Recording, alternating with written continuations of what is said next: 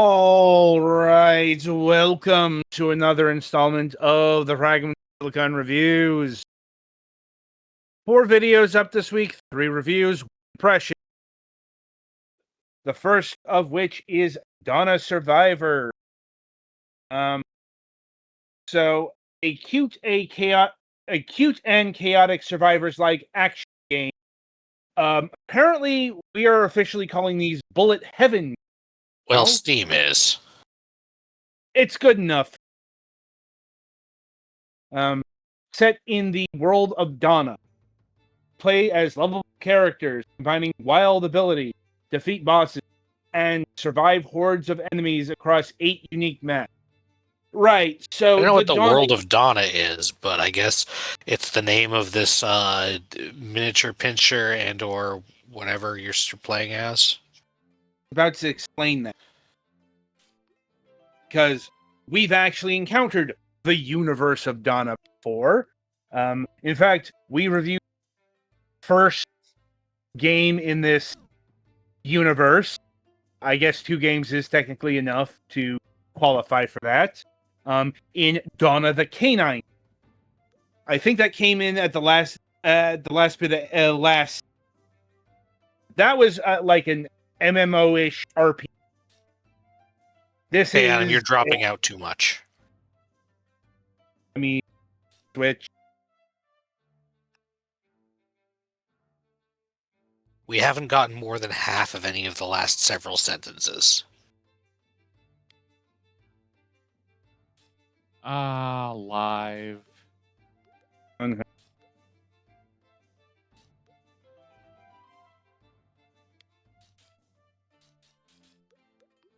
All right. Let's take that again. Do you want to start switch over? Or... Yes. All right. Alrighty. Usually the connection's not that bad. Like, might be because of all the rain. Like, it's thunderstorming here quite a lot. Alrighty. That could be. Alrighty then. Also, she is in fact a Rottweiler, apparently. All right. We shall begin in 5, 4, 3, 2, 1.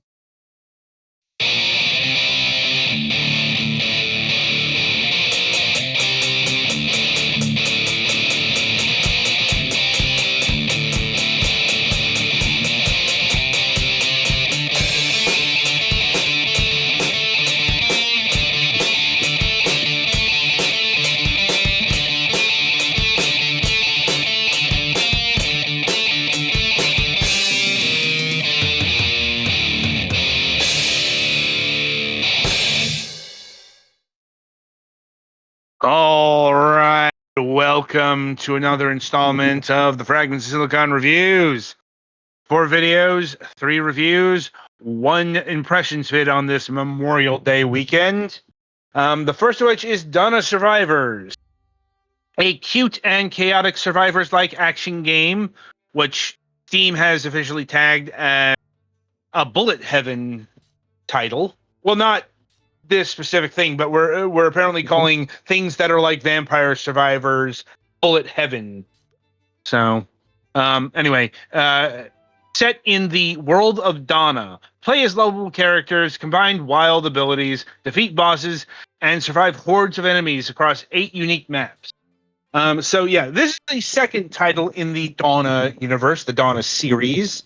The first of which was Donna the Canine Quest, a game we actually took a look at about 6 months ago, which was an action RPG MMO-like affair. But clearly the assets are transferable enough to make a Vampire Survivors alike, because like I'm not sure if every sprite and element here is from the first game, but a lot of them are. Like, I definitely recognize not just Donna, but these bats. from the first game. I mean, it is something we will ask the creator when we have him on in a few weeks. But outside of that, so I'll be honest, this is about as typical as a one of these as it gets. Like if you've played Vampire Survivors, if you played one of the many games that's come out in its wake, yeah, there's no getting around of it. You played this. Like there are games that have do more interesting things with their power-ups is arguably the biggest issue. But it's the same thing where enemies start coming at you right away. You pick one of a couple starting weapons, and then when you get enough experience, you get power-ups, and frankly, some of them are extremely differently balanced than others. I do not recommend starting with the sword until your damage multiplier stat is significantly increased, because you want to be moving away from these things. Yeah. And then one of the things that happens is they drop coins that you can use to upgrade your stats and unlock other playable characters who have different damage and hit point bonuses, and sometimes have a starting power up. Yeah. It's pretty it is pretty vanilla, Sergeant. Its structure is very in the mold. Like you walk around for 10, 15 minutes and then you fight a boss. But I think it depends on the level. Oh, because there's the second stage was 15, I know, because I was waiting for it to freaking go. Yeah. But yeah, you have power-ups are either... There's nothing activated, everything is on a clock. So when you get a level, you choose between three things, which are either new things, upgrades of an old thing, or meta upgrades. Like, you can upgrade your basic weapon, you can get a couple of different things that attack in a radius around you, which is usually a good idea. You can get a couple of directional things. You get some that just attack, not randomly, but attack enemies that are somewhere in your vicinity. There's one that just summons a little rock thing that rolls around, like, as far as I can tell, a significant chunk of the map. Yep. May actually be based off of the actual dog's chew toy. That's possible. Yeah, this had very big, okay, we're putting actual people's actual pets in this game vibes. Oh, like it's even more so in the Canine Quest. I think I mentioned that in that review. But yeah, very, very much the developers, friends, family, well-wishers, pets are here. You know, not just like dogs, but I think there are some cat people too. Yes, there are. Yeah. I suppose the most interesting thing that this game is doing I don't mechanically. know. Adam, do you know what the thing in the corner means? What power up? That I know what that is. That it's basically if you have that other corresponding power up, they will evolve together when they hit max level. At least that's how it does in like Vampire Survivor. Okay. And okay, so it does have that. You just have to get to a very high level for it. And that's not a power down, Sergeant. That's a area expand. For whatever reason, the arrow points down, but it's not the best choice of graphic for that. It's like it's pointing at the ground is the idea. But yeah. Right. Anyway, as I was saying, the most interesting thing this game is doing is the actual fight with the boss, because you are literally fenced in with him, as opposed to games of this type where you know the boss just shows up and the arena continues as normal. You can skirt around. I still don't think that's totally unique, but it's not. No, It's a relatively rare affair. well, it's relatively new. Like the couple ones that I've been playing have it. Yeah. But like the leaders of the genre don't do this. The one that points down actually decreases cooldown, so it makes things go fast. Yeah. Which is also important because, like, the orbital balls do nothing when they're on cooldown. Mm-hmm. The shooting things don't shoot faster on cooldown, I think. And any random strikes from God, of which there are at least 3 kinds, come faster. Yeah. And, as far as content goes, not a whole lot. There's only 8 unique maps currently. And it's not even like it's doing what Halls of Torment did and have like quests on there, different characters. Like, you will be able to unlock not just abilities, but other characters via the gold, as Alex mentioned. Like, once again, it's all very rote. Yeah, and like even stuff like the seeing what weapons you need to evolve things, even in other games, still required some meta upgrades. It required a few playthroughs of a level. They just didn't hand it to you at the start. Yep. Yeah, I think I got one of those without even knowing what it was. Yeah. I will say this is a better game than the Canine Quest. Like, it's better put together. Mm-hmm. I not sure if that's attributable to like the genre, the scope, the experience under the belt for the developer. But I definitely thought this was a better put together game than the first. Now compared to it's assembled perfectly competently. It's just a matter of this is as frequently comes up with various genres when we're reviewing games for them. This is a very well occupied genre of game design. Friendly reminder for those of you who have not been really watching throughout the season. This is our 3rd, 4th one this year. Like 5th, 6th? I've honestly lost count. Yeah. And frankly, you have to do something special to stand out in a situation like this. And this one really isn't doing much. Yeah, I can tell you where the game is standing special. It's not in the design. It's not in the mechanics. It's in the art. Yeah. If you want one where you play as a cute Rottweiler it's not a sweater vest. It's one of those poofy vests. Yeah. Down vest. Then yes, this would be the one. Yeah. I something that's coming across as cutesy or cozy. Yeah. Which is very different from most of the Vampire Survivors field. Like those tend to be much more,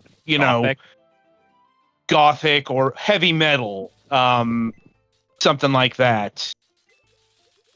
Than, something that would be at home in the wholesome direct. Yeah. Like, I could give this to my niece. Yeah. I would feel hesitant to toss her Vampire Survivor, at least for a couple more years, but I could toss this to my niece. Right. And the other group would be the veterans of the Canine Quest. And I would presume that those would be the first group that this game is aimed at, due to the familiarity. I'm not exactly sure how much continuity, because there doesn't seem to be an actual plot to the game, at least not that I could see. Unless it's doing some like deep environmental storytelling. Yes, the deep lore of Donna. Like,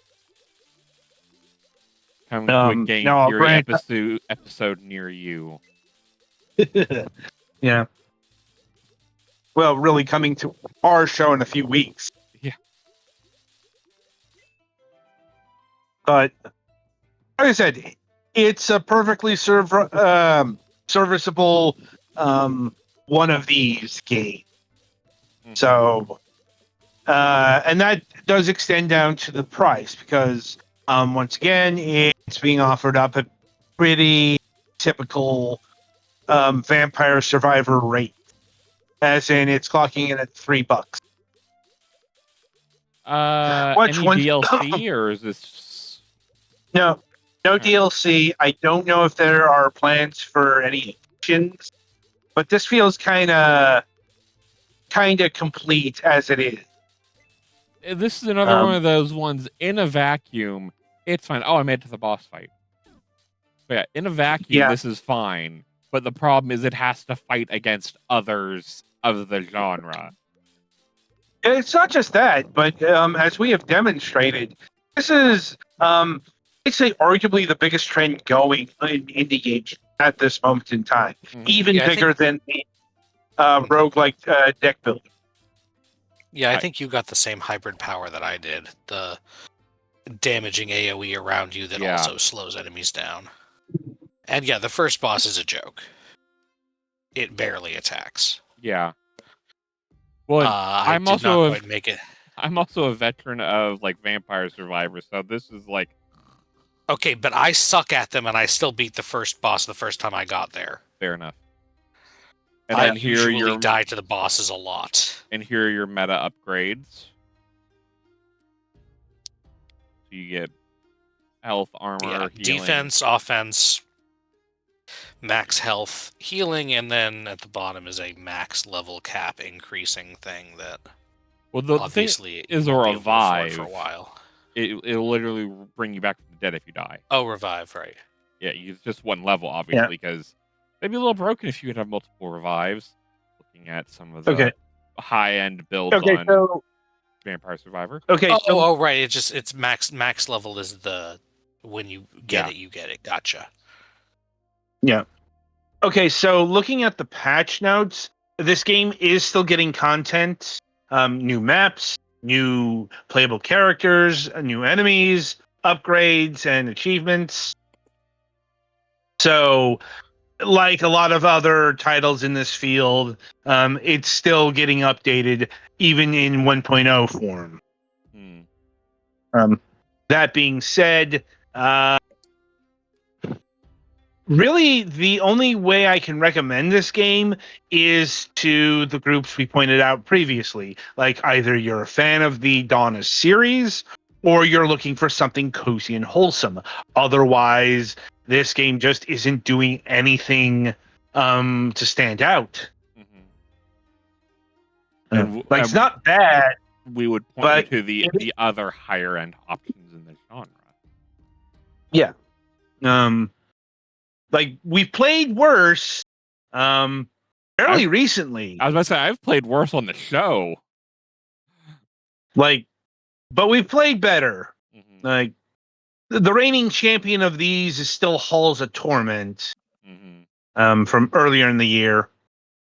Like, and honestly, I don't see that getting beaten unless we re-review Vampire Survivors again. Yeah, especially with all Vampire Survivors content now. Good lord. Yeah.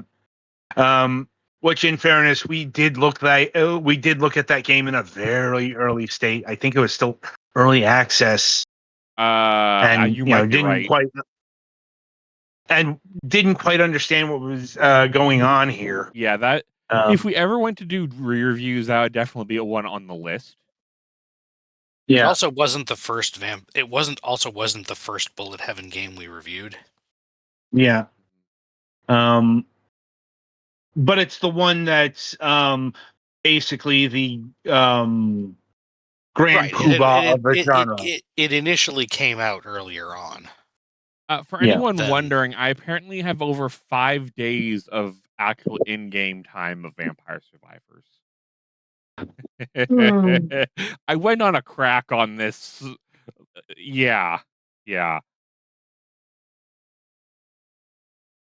Anyway, I think that's about all I got for Donna Survivors here. All right. So yeah, be sure to tune in after the break as Petty Fan will be reviewing Scoutfold, Moonless Night.